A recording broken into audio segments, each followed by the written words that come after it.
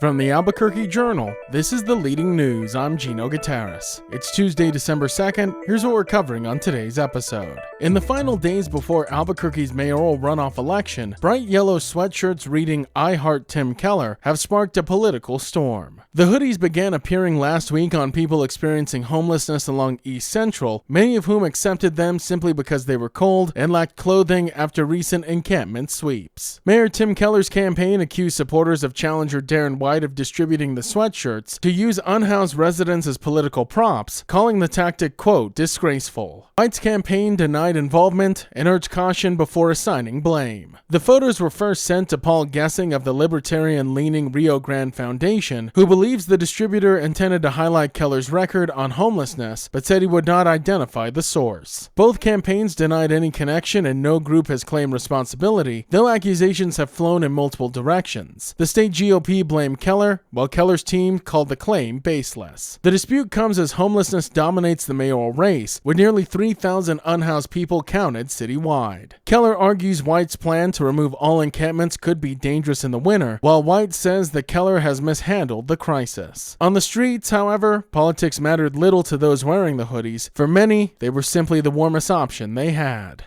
With early voting now underway in Albuquerque's high-stake mayoral runoff, the $1.6 million price tag for the election is drawing fresh scrutiny. The cost, covering the voting machines and staffing 17 early voting sites and 50 election day locations, has renewed calls for ranked choice voting, or RCV, as the cheaper alternative to holding runoffs. Advocates, including Common Cause New Mexico, argue that ranked choice voting could save money and avoid low turnout in December runoffs. Cities like Santa Fe and Las Cruces already use the system, allowing voters to rank candidates and letting computers conduct an instant runoff on election night. A 2024 attempt to adopt ranked choice voting in Albuquerque failed, but supporters plan to try again, noting that two city council candidates in runoff races, Teresa Garcia and Stephanie Tellez, favor the switch. Opponents remain firm, with Councilor Dan Lewis calling ranked choice voting, quote, unfair, complicated, and untrusted. As of Monday, 20,963 voters, just 5.7% of those registered, had cast early or absentee ballots. Democrats make up more than half of the turnout so far, with Republicans at 28%. One item missing from the runoff ballot is a performing arts center funding question mistakenly left off of November's ballot. Due to state rules, it will now have to be pushed to 2026. Early voting will continue through this Saturday, and Election Day is on December 9th.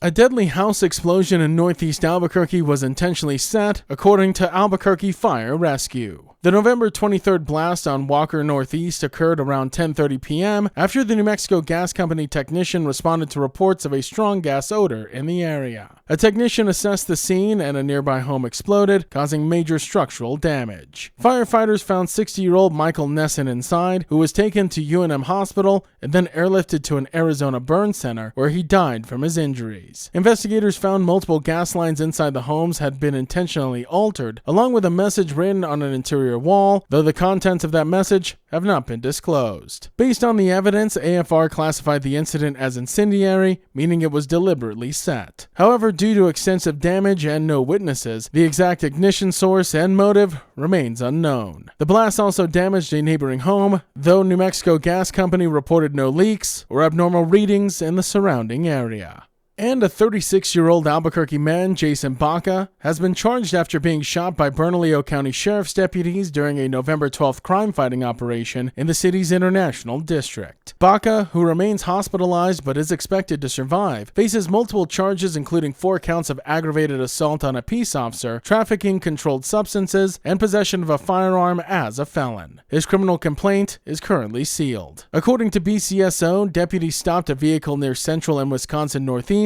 and learned Baca, the passenger of the vehicle, had a felony warrant for fentanyl tracking. Deputies say they spotted a gun in his waistband, and as they tried to detain him, Baca ran and pointed a handgun at several deputies. Deputies then opened fire and then rendered aid. Sheriff John Allen condemned what he described as a, quote, catch-and-release system that allowed a repeat offender to be on the streets, and said he wants a federal prosecutor to take the case to ensure stronger penalties. Deputies also found significant amounts of suspected fentanyl and other drugs linked to Baca. The shooting occurred during Operation Triple Beam, a joint effort with federal agencies targeting violent offenders. The number of deputies involved has not been released, and the case remains under investigation. The leading news is powered by the journalism of the Albuquerque Journal. If you enjoy hearing all of the stories we share with you here daily, please consider becoming a digital subscriber to the Journal by utilizing the discount code in our show notes. Every subscription helps support local journalism and allows us to provide you with the news that matters to you. Now taking a look at Albuquerque's weather forecast. Today you can expect sunny skies with a high near 53, and as for this evening, partly cloudy with a low around 27. To keep up with all the latest news from the Albuquerque Journal, you can visit our website at abqjournal.com. That's the leading news. I'm Gino Gutierrez. We'll be back tomorrow.